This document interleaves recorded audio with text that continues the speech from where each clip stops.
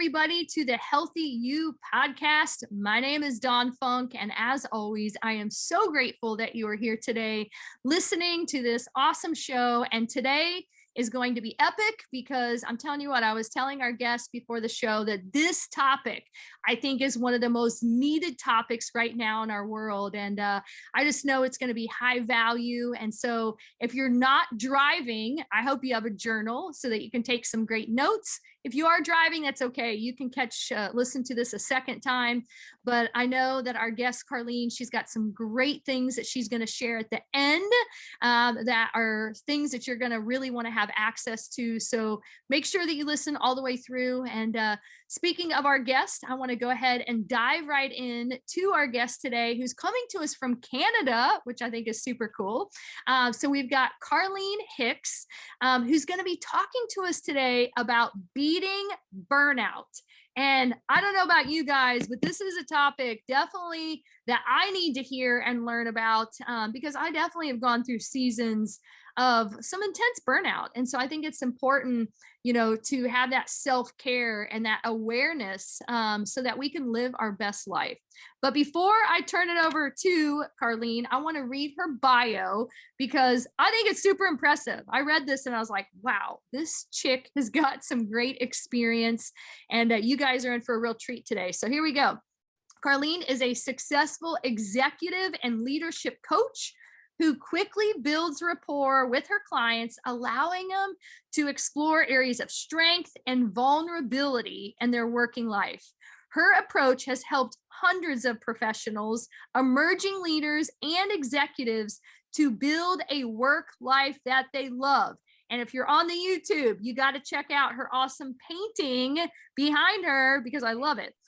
She brings over 20 years of experience working with businesses and leadership teams in the private and not-for-profit sectors. She holds a bachelor's degree from the University of Manitoba and is a certified integral, there you go, former English professor, integral master coach. So guys, again, Carleen has a lot of experience and I'm excited to learn from her. But before we dive in, I want you guys to get to know Carleen on a personal level.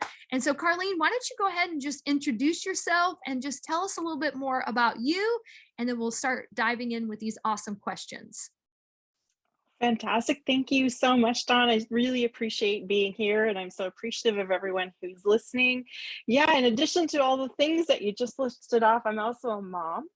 I'm also a dog mom. So we've got a big, massive retriever who pretty much runs the house. I've got a son. I've been, married. We live in Ottawa, Ontario, which is the capital of Canada, and we are currently enjoying a really amazing summer and very much looking forward to a normal-ish summer now that we're coming out of the pandemic. So that's where I'm at, and I'm hoping everyone else there too is also looking forward to a more normal way of being now that the pandemic is receding and hopefully going away. Yes. Well, and I already love that you use the word ish on the end of some of your words. So I'm a big ish person too. In fact, when you come to my house down here in Florida, on the front door, I have a sign and it says welcome ish. And so it's kind of like, depending on who you are. No, but that's so cool. I love that, Carleen. Well, awesome. Well, thank you so much for sharing all of that. And I know her and I were talking about how our dogs run our houses. And I was sharing with her about my crazy crew here of 2 rescue puppies and 2 little dogs. So I love dogs too. So I think that's awesome. All right. So we're going to talk about burnout today. Again, a hot topic, no pun intended. But, just again, one that I think is either going to, I think at any point in our lives, probably people deal with this. And so whether you're listening right now and maybe you're feeling like you're in a good season, just know that this might be something that down the road might be something that might impact you. So if you wouldn't mind first, Carleen, just telling our guests, what is burnout? Let's define it and let's talk about even what it is. Absolutely. Like burnout, I mean, it's different, right? We use that phrase so often. I mean, even for myself, before I came into this work, you talk to your friends and, oh, so burnt out this week. So we use this phrase in a lot of different ways. But when we're talking about it with respect to health impact, it has a very defined container of what kind of goes in it. And the World Health Organization has defined burnout as an occupational hazard.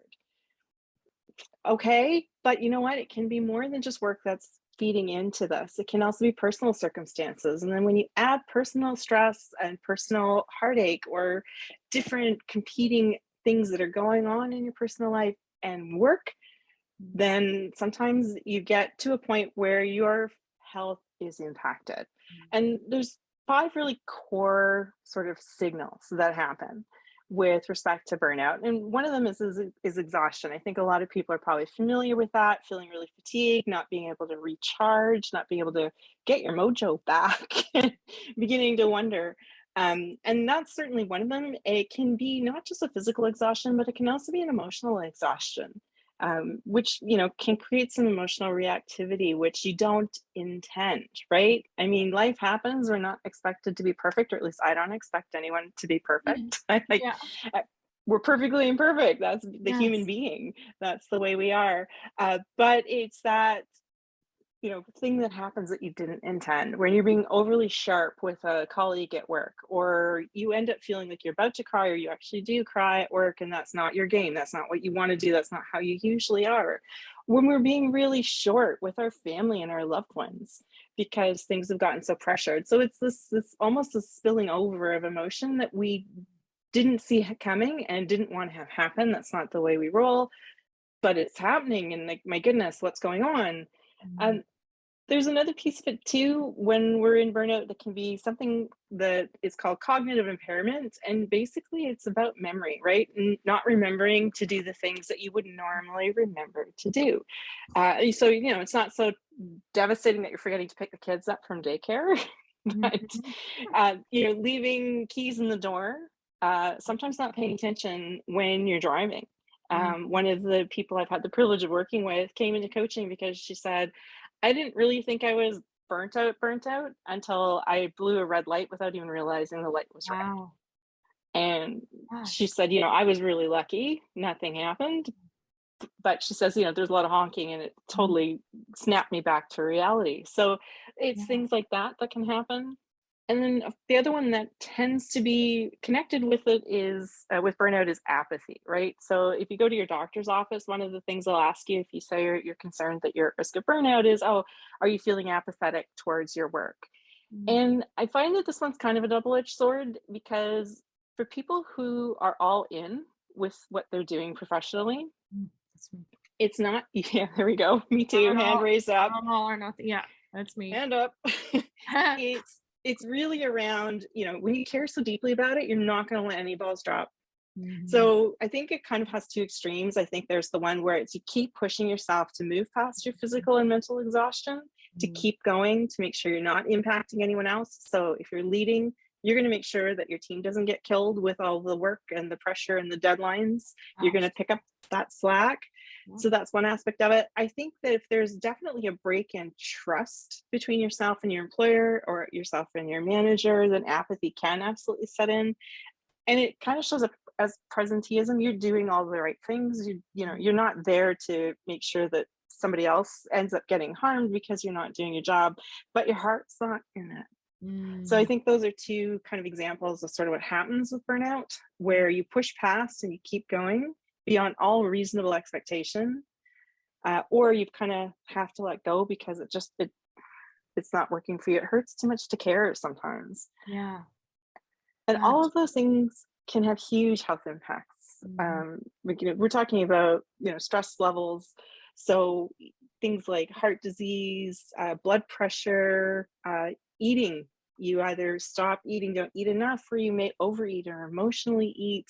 Mhm. You may or may not be able to do the self care. That's something that a lot of people talk about with burnout is, well, the self care. Self care is terribly important, Mhm. but I also know that a lot of my clients do regular self care, and it's not always enough. That's so good. Well, and as you were sharing, Gosh, you took me back to like a story from my past when I remember I was teaching full time, working on my second master's degree, and all four of my kids were in daycare. And like I was just burning the candle at both ends. I remember my mom even saying, like, Dawn, you got to slow down. Like you're, doing too much. I was working full time as a teacher. And literally this one day, I loaded up my kids in the car and started to drive to daycare. And I realized I didn't even have one of my kids with me. And I was like, oh my gosh, I left a kid at home. How in the heck did I leave a kid at home? And I mean, it was this absolute panic, like worst fear ever. I mean, luckily I was like not even a mile away. And it was, I believe it was my oldest kid. So he was like maybe 4 or 5. But, I drove back and it was just like this sheer panic of like, how could I forget a kid? Like, you know what I mean? But to your point, like I was so burnt out on trying to juggle all of these things, not getting sleep, all those things that, that happened. And it really was a wake up call. Like I've got to slow down a little bit. And, because that really scared the crap out of me. So I'm sure again, like I mean, I just think people go in and out of kind of these seasons. And for me, it's kind of crazy because my birthday's coming up in a couple days. Yeah, my 28th birthday. Joking. But I'm having my birthday this weekend, and it takes me back to my 50th birthday last year. And I was in massive burnout, and I literally spent my 50th birthday sleeping in a recliner most of the day because I was so exhausted. And it was physical exhaustion, but coupled with mental exhaustion. And it's because we decided we were going to move. We had moved out, we were displaced, and transitioned to moving to Florida, just lots of different balls in motion. And literally, like, my body and my brain were just like shutting down. And and it was just, again, a wake up call that I've got to slow down and I have to take care of myself and really manage the stress. And so, like, I'm just curious before we kind of jump into the next question, like, what are some maybe triggers of, and I know stress is one of them, and just the clients that you've worked with, what are maybe some triggers that might trigger burnout, just so that people can kind of be aware of that, to maybe minimize, some of those seasons of burnout. And I love the phrase seasons. That makes a lot of sense because we do kind of flirt with it, if Yeah, that's a if you good word. will. Yeah, I like that. We flirt with it, right? When you've got, responsibilities, people you love, a profession you love, a work that you absolutely love, or even if you're still on the path to figuring out what that profession and what that work looks like, maybe you are still in school, maybe you're juggling school and work. It comes to these points where things get really busy. With burnout, it's those seasons come back quicker, right? Either because of different pieces. So Yes. some of the triggers, I think stress absolutely is one of them, but I want to tweak the language just a titch Yeah. because in my experience, as professionals, we sign up for stress. As parents, we sign up for stress, right? We take it on, right? Competing deadlines, getting kids out the door with all the shoes on and hats and sunscreen in the summertime and making sure you're doing all the things. That's what we sign up for. And for the most part, that works really well. But what doesn't go well is frustration. Mm. And so frustration is sort of the other unwelcome side of the coin to stress, which is when we're getting stressed and we're seeing for ourselves that this is either unfair or unreasonable. And we're wondering, okay, that didn't need to happen. Like, why did the car decide to make the funny noise today of all days?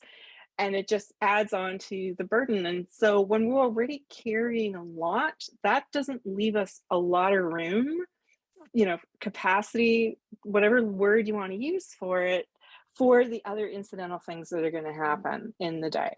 The dog runs out the door and gets lost, and you got to figure out how you're going to find your puppy. The fridge stops working. One of the kids needs to be picked up from school. Those types of things, then when you're already completely full and pressurized, Mm. can tip you on in that particular day into feeling like, okay, I don't have control. I'm feeling like I can't do this anymore, but I know how I want to be. And I'm so far away from being that person right now. Mm. And that's not who I want to be any longer. So, in many cases, you're just really feeling it in terms of a crisis of confidence, which it can absolutely affect. or it spills out, as I mentioned earlier, and you're, not necessarily handling pressure, you're not coping, or you don't have any coping mechanisms left. You spent them all and Yeah. they're not working.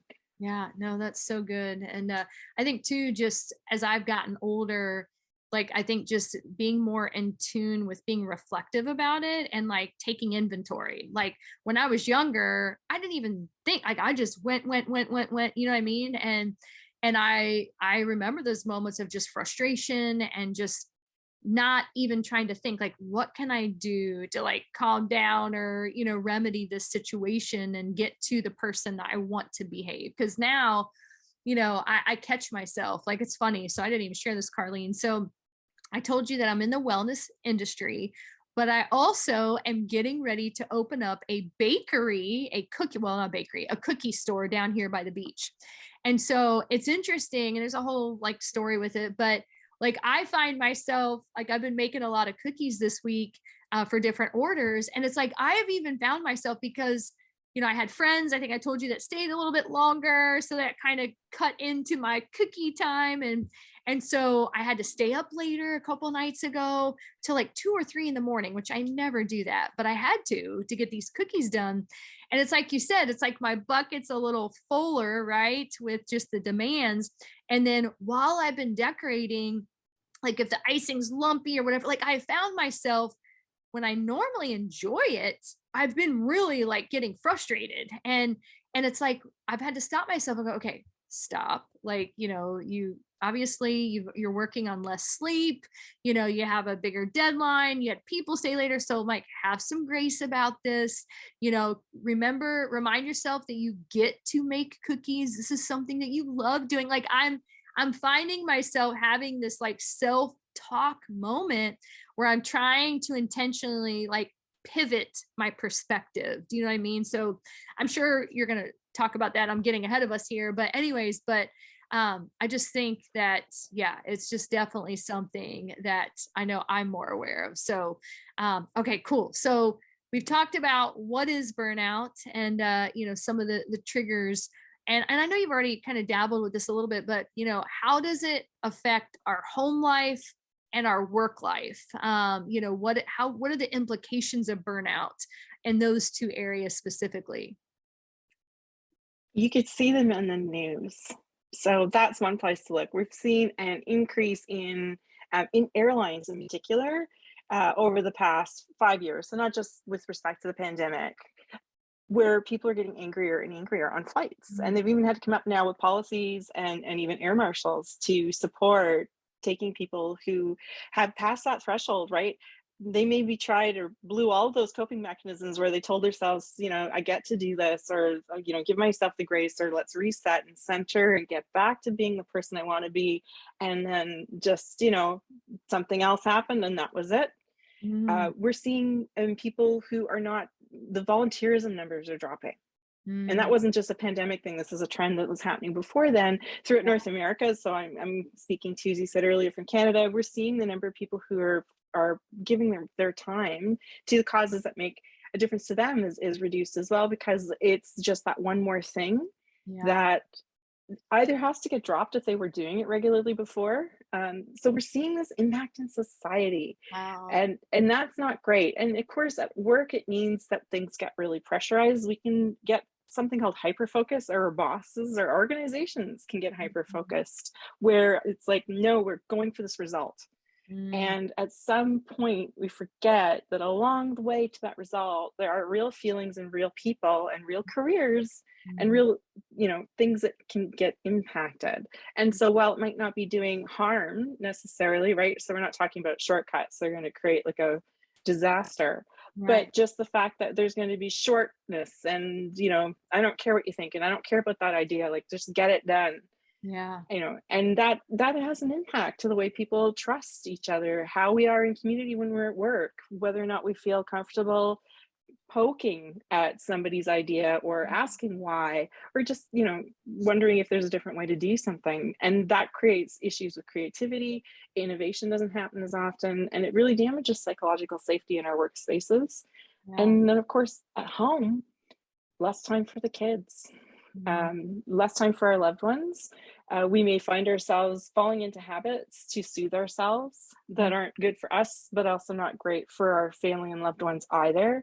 Yeah. I know for myself, one of the things when I'm finding myself, getting close to burnout, and this has happened a couple times in my career as well, I go to bed earlier and earlier. Mm. And all of that was fine before I had my beautiful son, who's now 15 and like a foot and a half taller than I am. Yeah. But it didn't work after the baby or the babies and you came, Right. right? You don't have that option to just say, okay, 7 o'clock, I'm kind of done with people. Yeah. I just need to go to bed now. But even going to bed earlier, it didn't make a difference because I was still just as tired when I got up the next morning and I was still dreading what Mm. it was I needed to face going in. And I didn't feel like I was prepared. Like I didn't think I had that threshold left where I could get to that grace, where I could remember I had coping mechanisms that I could use.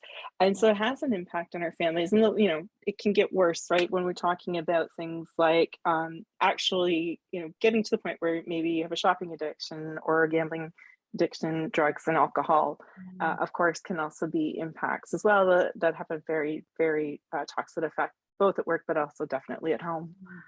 Yeah, I do have a small Amazon addiction, I'm not gonna lie. So we do have a lot of packages that show up here. Oh my gosh. But well, and I think too, like I think that's something that I try to be intentional about is that, I want to be that light, like as much as possible. And, I know that so many people have just these struggles going on in their lives. And the last thing I want to do is be that person that's going to be the tipping point or be the source of, them having a bad day. So, so I know that's one of my little coping mechanisms is like, suck it up, Dawn. Like, there are people out there, that would die to have your problems. I remember a great friend of mine, I won't get into the huge big story, but when I had switched schools when I was a teacher, the librarian in our building had lost her daughter to breast cancer years ago.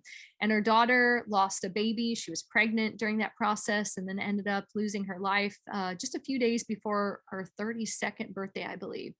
And her mom, who was the librarian in my school, she would always send out these emails. And she had a quote from her daughter. Her daughter's nickname was Fort. And the quote was, there's someone out there that would die to have your problems.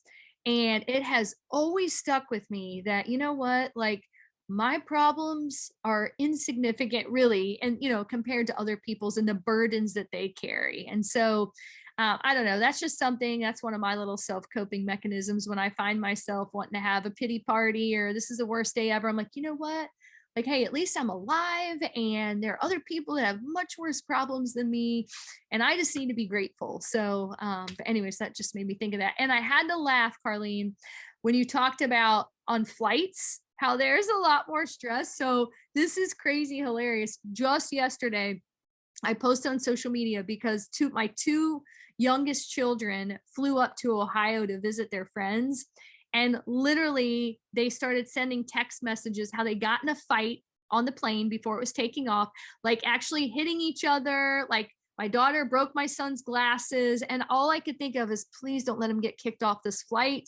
Like, I think they were so stressed and nervous to fly. To your point, like they were in this heightened kind of state. And then all of a sudden now, they just had shorter fuses with each other. And I can't even imagine what must have been going on that plane. And pretty yeah, I can't imagine. So anyways, but that just made me think of that story when you shared that. But so okay, so you know so now we've established all of this, and this is something very real that a lot of people deal with and come in and out of season. So this is the really meat and potato part that I'm excited for you to expand on. But what are some strategies and tips and things that people can do when they are finding themselves in this burnout season that we've been talking about? Like, how can you help equip them with some real tools and strategies to help them get through that little season that they're in? Uh, there's so many. I'm just here sifting through them. But I think the first piece is really examine the self talk. What are you telling yourself, right? Because we don't ask to burn out. We don't typically want to overextend ourselves. Usually when we get, tasked with a big project, or maybe something in our community demands our attention, and or we're starting a new business, we're making cookies because cookies are fun, and that's just a really great thing to be able to do. And we tell ourselves it's just for now. It's just for today. And sometimes that's in fact the case. It is this a short blip, like in your case, you had company that stayed a little longer that created that circumstance. But sometimes it goes on even further, especially when you're in a corporate environment or a nonprofit environment, and you're getting really excited about what it is that organization is doing. You're getting really excited about what you and your team are doing, and you say yes to some things. So the first piece about it is really to take a look at some of the ways it hides in plain sight. And the first way it really hides in plain sight is we tell ourselves this is just for now. But look back, how long have you been at this heightened level of do, do, do, do, do?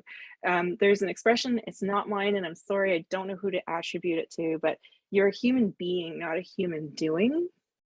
And that first piece is, what's the self-talk going through your head? Because eventually it goes down to like, oh my goodness, I'm not doing a great job. I'm not being my best mom. I'm not being the best partner I can be. I'm not being the best employee I can be. It must be my fault. And so that's sort of the second place we go with it, is we blame ourselves. Well, that's not very helpful. So I think some of the first tips would be to really take a look at this and step back a moment. I like to use a breathing technique for that step back. It's a breathing technique you can use to help reduce your anxiety, and it helps you both mentally reset, but also physically reset. It's 4-4-8 breathing. So you inhale for 4 counts, you hold for 4 counts, and you exhale for 8 counts. And you do that 3 times in a row. And it never fails to make my shoulders climb down from my ears and help my whole body to go, oh yeah, that feels better. And take a look at, okay, what's going on here? Is what I'm asking myself to do reasonable? Or sometimes it's, are what other people are asking me to do reasonable? Because we only have so much time. We only have so many hours in the day. We only have so many productive hours in the day. I mean, if we look at it through the lens of behavioral science, it's about 30 hours a week. But that 30 hours isn't just the hours we give ourselves at work. That's all the productive hours. So that might include, depending on where your life is at, getting the kids from daycare, making sure they're packed properly for a trip, cooking, groceries, getting the car to the mechanics when we need to. It's all of those things that fits into the 30 hours. And so, you can see how it wouldn't be too hard to push yourself well beyond that and still be asking yourself to be productive. And it's making sure you're aware of, how many hours am I on? And how am I doing when I come to bed at night? Like, that's the other thing that often gets impacted, which can create chronic fatigue, although chronic fatigue can hit you even without a sleep impact. But being able to fall asleep, being able to stay asleep. So it's that reflection. What's going on? Like, what's really going on? And just, getting real. So I call it getting a cup of coffee with yourself, where you do the deep breathing and you've got a cup of coffee and you just sit down with yourself and say, what's going on? Allowing yourself to really touch it and to explore it. And this should be a no shame zone. Yes. There's no judgment here, right? Your life got this way for a reason. And usually it's because you care so much about the people you love, you care about what you do for a living, and you're just trying to put yourself out there. So no shame, but really do examine whether or not it's working for you. And so some of the other pieces are, yes, make sure you have self-care, but self-care alone isn't going to save you. As I mentioned earlier, I have a lot of clients that I've worked with that had great self-care routines that include meditation and yoga and eating well.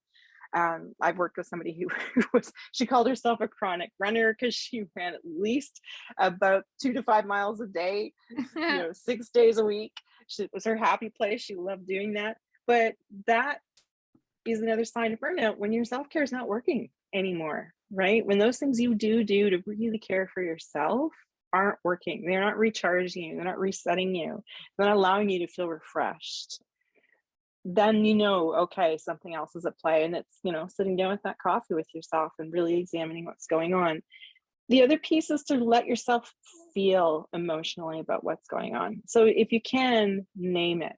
If you're feeling like there's a colleague or your boss at work is taking advantage of you and just, you know, throwing work on your desk, and that's what's creating long hours of work or pressure, or they've been unreasonable with expectations, it is okay to name that. Mm. And a lot of people don't like doing that because they're afraid that, okay, once I've named it, I'm going to live in that emotion and it's going to stay in me and I'm going to feel this yucky feeling for the rest of all time. But what's important with emotions is that they are like weather. They move, they change constantly. Yes. And naming an emotion that's around a circumstance that's creating burnout for you is really important because it can help you get in touch with what you need to do next. Mm. And that could be, you know, saying no to future projects. That could be having a conversation to rebalance the current project. It could be saying, you know what, this has got to happen at work. And I know a lot of leaders feel this way because they don't want to delegate any more to their teams because their teams are also just as busy. Yeah. Maybe it means having a conversation at home to say, you know what, the next 3 weeks are bananas. Mm-hmm. We just need to figure out how we're going to get through this. What are some things we can do at home that are going to make this easier so that I can work longer hours and not impact everybody else? Yeah, that's good. Yeah, just communication. I mean, that's huge. That's key. So, no, that's really, really good. Gosh. And I just think of so many people, you know, the ways of our world. I mean, I just feel like people have more and more demands than ever. You know what I mean? As companies are looking to cut costs. And, you know, even when I was a teacher, like, you know, my classroom size was getting bigger and bigger each year, you know, and I'd have more students that I was responsible for. So, you know, I thought you said something really interesting. Well, I love the human being versus human doing. I think that's such a great perspective. But you know, I'm curious too. So I know you said that like self-care maybe is not always enough. And so I think you raised a really important point that, you know, you can do all the things, but if you're still experiencing that, and maybe even the self-care could be contributing to the burnout. Like when you were talking about the lady that was running, you know, all the time, heck, that could have been even contributed. She was overrunning, right? That could be contributing to her exhaustion. So I'm just curious, when you're coaching your clients and they are doing the self-care things and they're finding themselves like they're not getting more energy, they're not getting out of their funk, no pun intended there, but like what are some things that you suggest, like, okay, this reflective time, like do you have them try new self-care things? Like what's that conversation look like with the lady who was running all the time? Like what do you suggest to them to do instead? The first part is really figuring out, yeah, is this still working for you? I love that. Yeah. That's the first place, right? Or are you doing it on habit, right? Mhm. Or even sometimes out of desperation, Yeah. Yeah. right? So I love to go for long walks in the woods, but I know my go-to stress buster is eating. Mm. And you know, I'm not that picky. So it's whatever's in the fridge, Yeah. leftover chicken, chips, popcorn, something sweet, whatever it might be. And I have a little note on my fridge just to remind me, you know, ask myself the question, you know, what are you hoping to find in here today? Because it Yeah. Oh, usually that's isn't good. food, right? Yes, It's that's an good. answer. So working with my clients, it's figuring out how is that serving you, Mm. right? And sometimes, you know, the first step is really to keep track, right? To say, Yeah. okay, so how did the run feel before you started? How did the run feel after you started? You know, how did you want the run to feel? And Yeah. if it's not working, then it could be that they either have outgrown their self-care routine, because even those get stale and we do Yeah. need to change up what we're doing. And sometimes we get seasonal prompts to do that, Yeah. right? Where we can switch sports if we love doing sports, or other things that we like to do. Gardening is an example. Here in the northern hemisphere, we can only do that for a certain number of months in Right. the Yeah. year before the snow lands. Mhm. But it's asking, you know, is it working? And if it's not, then really checking into understanding, is there another way that they can get the restoration that they're looking for? And it doesn't mean that they have to give up running. It could be that they run, but for a shorter period of time, and maybe do something else with the time they also then have that could serve, like hot bath, Yes. uh, Yes. bubble bath, or, you know, read the kids a story if that they find really restorative, if it's sort of that Yeah. that time that they really love. It's that, but often it's a compilation of things. It's never usually just one thing. When I'm working with clients, especially when they are either like at the cusp of burnout, and I often do have clients who come to me and go, okay, I had a conversation with my doctor. They said I need to take 8 weeks off. There's no way. What else Yeah. can we do? Yeah. Right. 'Cause Right. I'm not just abandoning my team on a turn Yeah. and not going in for 8 weeks. That's just not possible. Right. And of course, there's other concerns too, like how will my company view me afterwards? Because Right. there's a stigma Yeah. around mental health, Right. so there are a lot of things that go into it, and then of course financially Mhm. too. Some companies offer support for that kind of leave, some don't. So financially, that may not always be feasible either. So it's figuring out, what else can I do? And it's a compilation of, okay, well, what have what are you taking on? Where are all the pinch points? Yeah. And figuring out what's feasible to put healthy boundaries back in place sometimes, to maybe sit down and have difficult conversations with people at work Mhm. about, what's happening and what the expectations are, how feasible those are, talking again at home, right? I'm in a really tough spot right now. Could I lean into you guys a little harder for the Mhm. next couple weeks just to see me through? And Yeah. it can be a wider community of care too, right? Yeah. Uh, I have people who absolutely love their yoga family, as an example. I Mhm. have one Yeah. client who goes to a regular yoga class, and she just loves that afterwards they usually they walk the neighborhood and Yeah. talk and catch up. You can come into your family of faith, right? So if Yeah. you're somebody who's a person of faith, whatever that faith is for you, leaning into that to see how that goes, Mhm. to take some of the burden off. Mhm. You're never alone. And I think one of the things that burnout does to us is it makes us feel very isolated. Yes. Like we do have to keep doing this. We do have to carry it out. I mean, I was the one who said yes to all that stuff, right? I've got to be the one who delivers Yeah. and Yeah. doesn't let anything drop. And that's part of that hyper focus where we forget that no, it's a strength to ask for help, Yeah. That's even if you don't know what help you need. Yeah, yeah, that's so good. And again, I know I've been in that where I feel like the burden is all mine. And I think you're so right. Like just having that humbleness or whatever the word is to ask for help. So it's so, so good.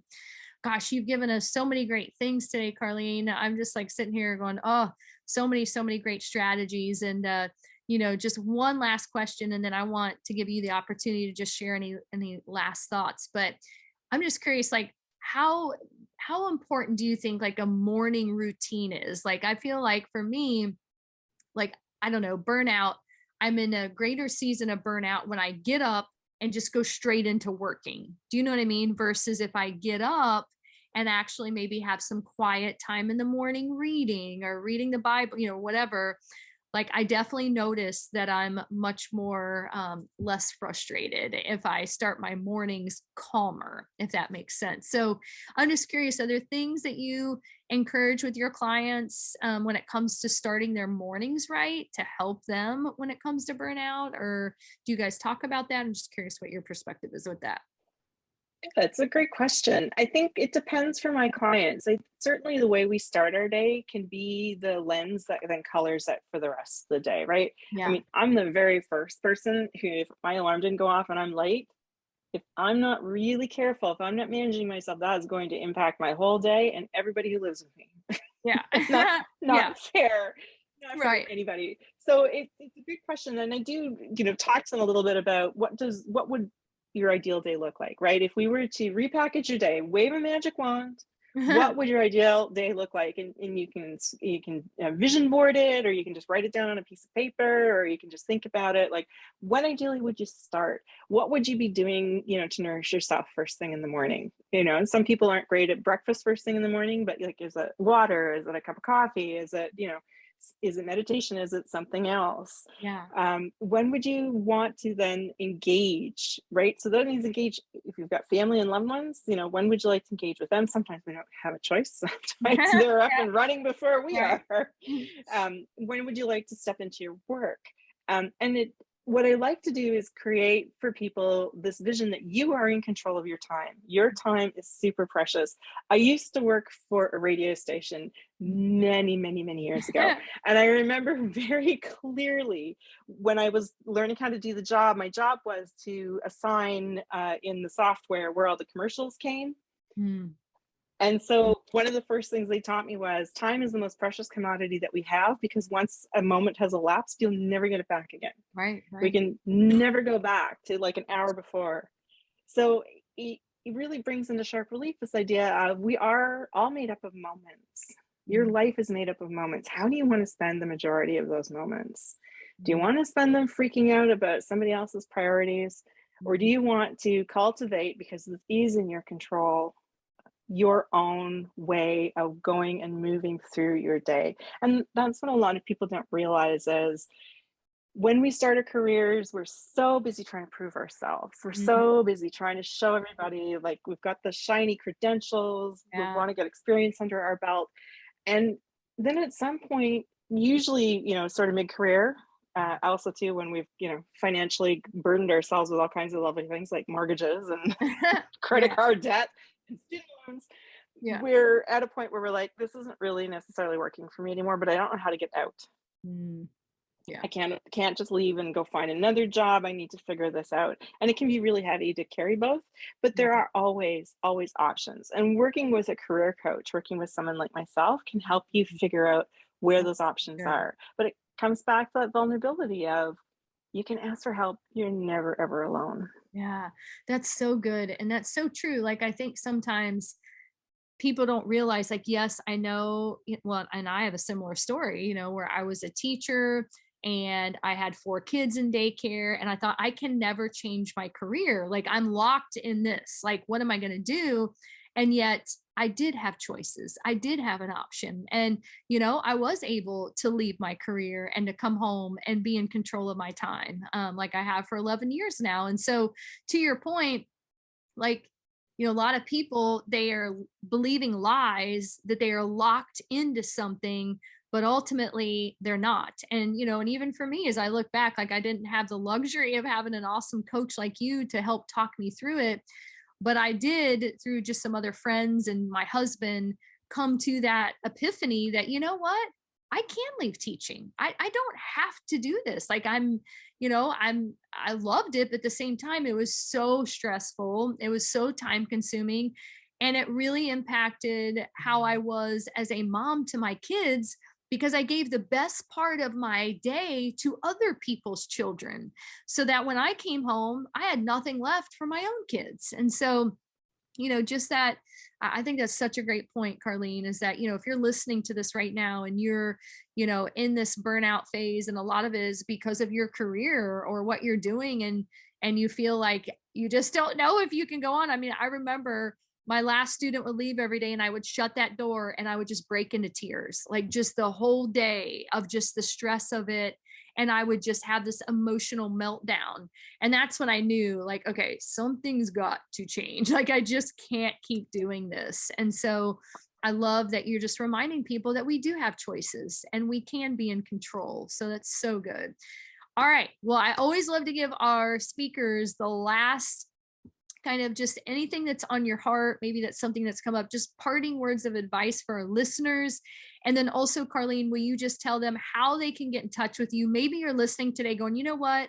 Like, I need someone, I need a coach, I need someone that can help me navigate this season of burnout that I'm in.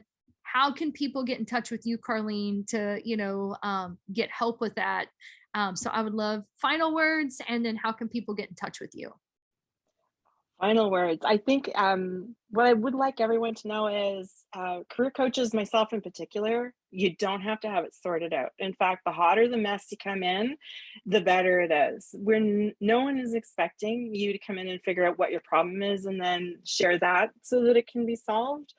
There's, again, a whole constellation of things that go into what's not working.